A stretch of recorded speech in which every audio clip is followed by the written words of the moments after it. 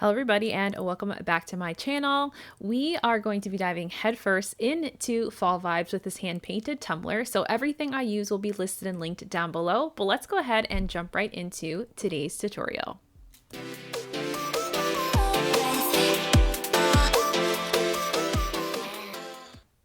All right, so we're going to be jumping right into today's video. Now, today's video is going to, of course, be a little bit of a tutorial, but I'm probably not going to do a whole lot of talking about what I'm doing necessarily. I feel like with hand painting, I really just want to show you guys that you can have fun with this. So for me lately, I have been in a serious creative rut. Like, it doesn't matter what I pick up lately. Like, when I finish a project, I just am not always satisfied.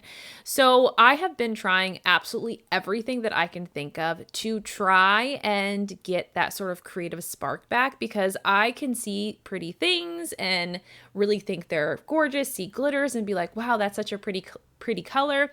But really being able to see the concept of an idea in my brain has really not happened very much for myself lately. And this has not been something that's just been like a couple days or a couple weeks, but I feel like it's been months since I've been like super creative.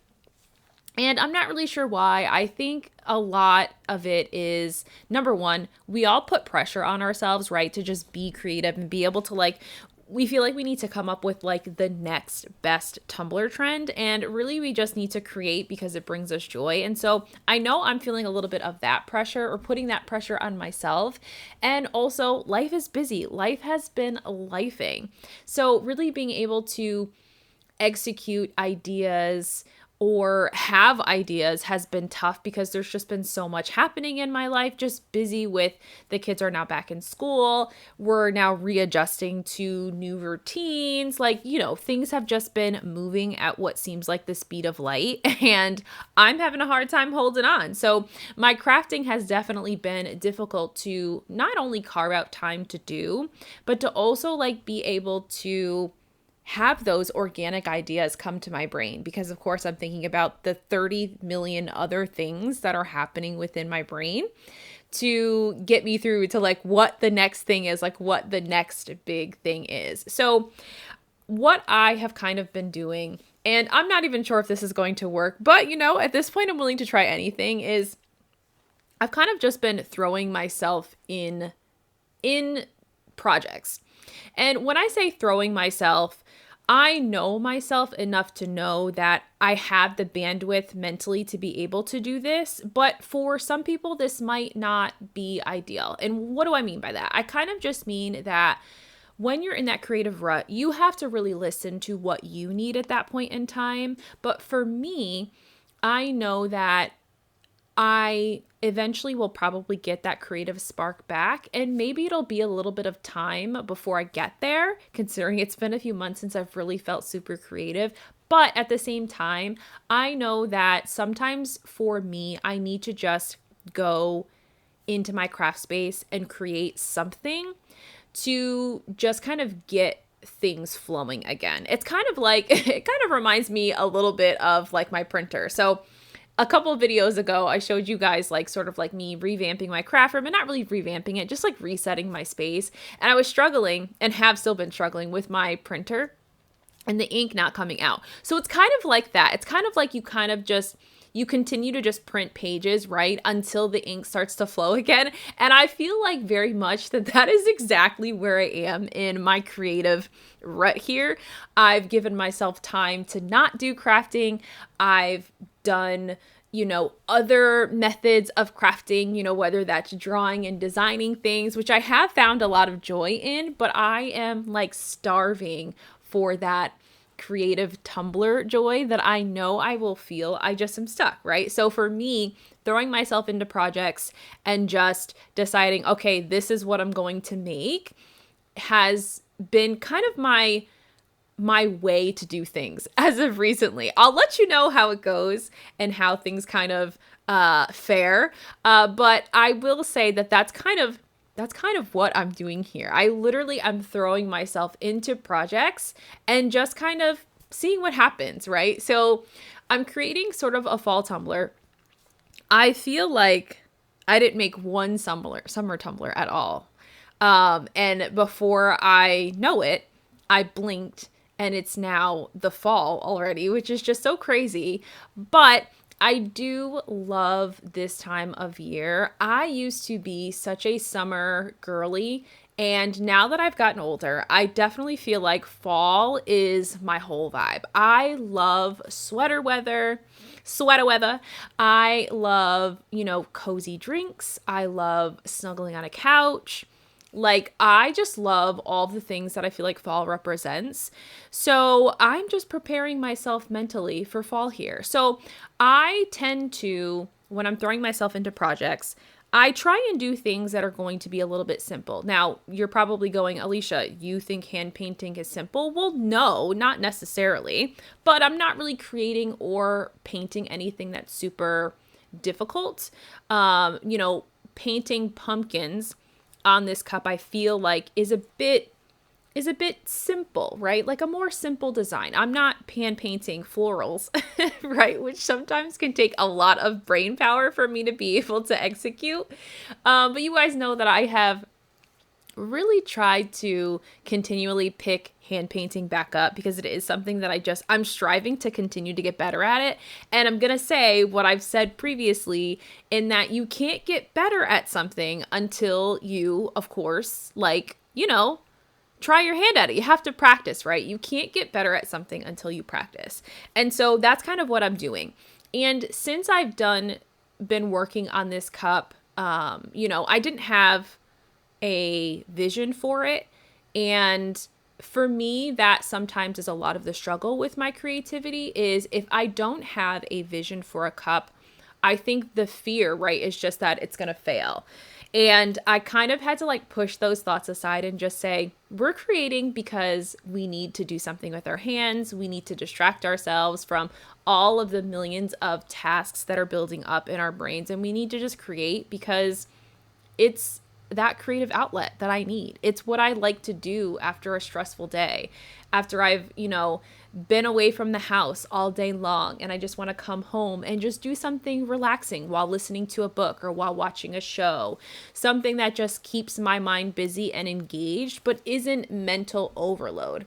And I think because I have been putting this, pressure myself onto my creativity, thinking that it needs to be this most amazing creative work masterpiece, whatever.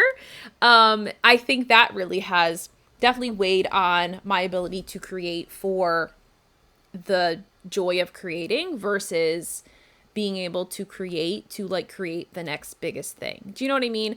I don't know. Maybe this is totally not making sense, but this is literally all of the things that I think have been going on in my brain. And I'm sharing them out loud with you kind of in this, what's going to come off as a really long creative rant.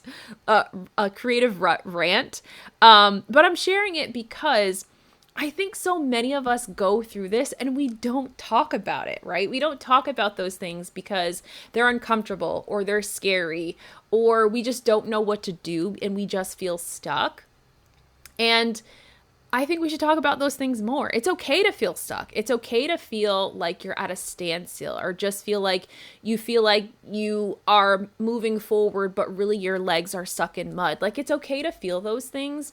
And we kind of have to listen to ourselves when we're feeling those things, right? Because those emotions and those feelings are very much valid. And we have to do a little bit of that work to dig deep and figure out why it feels like this, why we're feeling this way, what we can do to navigate and push through or navigate and fix maybe what is the issue. So yeah, I feel like this is definitely I don't want to say a taboo topic because I don't feel like it's taboo necessarily, but I just don't feel like I see it very openly talked about in the creative world. I think that as artists and as creatives, we have this immense pressure that we feel like we need to put on ourselves, and we really don't. There's nobody, at least not for me, there's nobody knocking on my door being like, hello, where's my next big Tumblr trend? You promised me a Tumblr trend. You know what I mean? I'm not an author that is pushed to create a 5-book series, you know what I mean? And I have a deadline. Like I don't, right? So I really have needed to kind of like reorganize and reprioritize like why I do what I do and remember my why. Like I started crafting and creating because it was COVID and I was at home with 3 kids needing to homeschool them while my husband was working because I was let go from a job. So like it has been my way of processing when things around me are not controllable, if that makes sense. And I kind of have forgotten that that's exactly why I started crafting. I mean, I'm so grateful and so thankful for everything that I've been able to do through my love of creating and crafting. But I started this as an outlet for me to just try and process what was happening because there was so much uncertainty. Like I didn't know what was going to happen. I was unsure of what the next step was going to be. And that's why I decided to really get into crafting full time for myself, to just give me that space to be able to process those emotions or be able to, you know, push those emotions into something that was productive for me.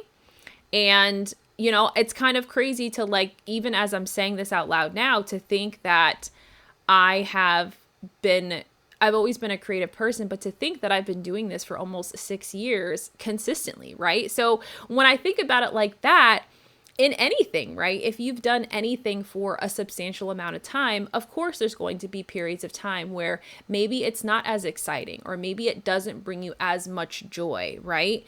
There are times where we absolutely are in love with what we're doing, right? And then there's days and there's periods of time where things are just more difficult, right? And things just feel a bit more uncertain. And so when I frame it like that, you know, it makes sense, right? Not every day am I going to be like, yeah, let's go pick up a cup and glitter something and create something remarkable or amazing. And that it's also okay to feel those things. It's okay if you go a little bit of time not maybe doing the hobbies and things that you once were doing, because we're all still growing and learning about ourselves as we continue to grow. I'm a firm believer that just because we're adults, right, doesn't mean that we definitely don't know everything. For sure, we do not know everything. And that's okay. It's okay to continue to learn about who we are, and about, you know, what we need as we continue to age, that it doesn't stop just because now you're legally considered an adult. So for me, this project is literally just like my brain on paper. I know it is coming together, right, nicely. And it's not my favorite cup necessarily, but I'm proud that I finished a project, because so many times recently I have picked things up and started something and not had the motivation to finish it. So for me, just being able to pick up, start, and finish a project has been huge for me lately, because so many times I just have started something and walked away. Nobody wants to see how many unfinished projects I have, and I will spare you the details of how many unfinished projects I actually have, but they are plentiful. I have quite a few. And so I kind of just used this project as a way to just remind myself that I have to give myself grace. We all have to give ourselves grace. We have to remind ourselves that it's okay to take a break. It's okay to feel like we're stuck. It's okay to not have an amazing creative idea every single day or every single moment. That creative spark is there, and it'll find its way back to you. You'll find it when it is needed of you most. So just being able to have fun and enjoy the process has been how I've just kind of reframed my mind when I'm walking into my craft space, with no expectation of, you know, having something amazing happen, but just coming into my craft space, setting the scene or setting the space with music or a book or something to watch, and just seeing what I can create and make. And so my biggest thing has been just sticking with the project I'm working on and seeing it through. And for me, that has been helpful in just getting myself to wanting to create for enjoyment for myself, for an outlet, and without that pressure of accomplishing some huge, remarkable, ingenious masterpiece that sometimes we put our pressure on ourselves to do. So I hope that you're enjoying this tutorial. I know that I did not do a whole lot of explanation on what is happening in this tutorial, but I wanted to kind of share that behind the scenes. I want us as a creative community to be comfortable sharing those things, because it's not something that, like I mentioned, is talked about very often. But at the same time, I know that I am not the only one who goes through these periods of time where you just don't feel as creative as you're used to feeling, or you make something or you start something and you thought that it was something that was going to really bring you immense joy and happiness and excitement, and maybe it doesn't, maybe it flops, right? And so I want us to just feel comfortable talking about those things and letting you know that it's totally okay and honestly totally normal. That has been a little bit of the struggle, right? That realization that this is a totally normal thing to experience, where there's different periods of your life and different times, different seasons of the year, right, that you might feel a little bit more creative than other times. And it's okay to give yourself grace in the times that you don't feel as creative as you wish that you had felt. And it's okay to not want to come into your craft room for a couple days or a couple weeks so that you can reset and recharge, or do whatever you feel like you need mentally, physically, emotionally to be able to meet your needs with whatever you're experiencing in life. So I hope that you enjoyed today's tutorial. A little bit different. I will still link, of course, all of the supplies that I am using in the video here down in the description box. I will try and list all of the paints I'm using as well, or at least give you the brands that I typically use. For me, I feel like with hand painting, you definitely just want to use what you have. Don't feel like you have to go spend more money. Use what you have and stretch that to fit the project that you're working on. But thanks for watching. Have a fantastic weekend, and I'll see you guys again soon. Bye.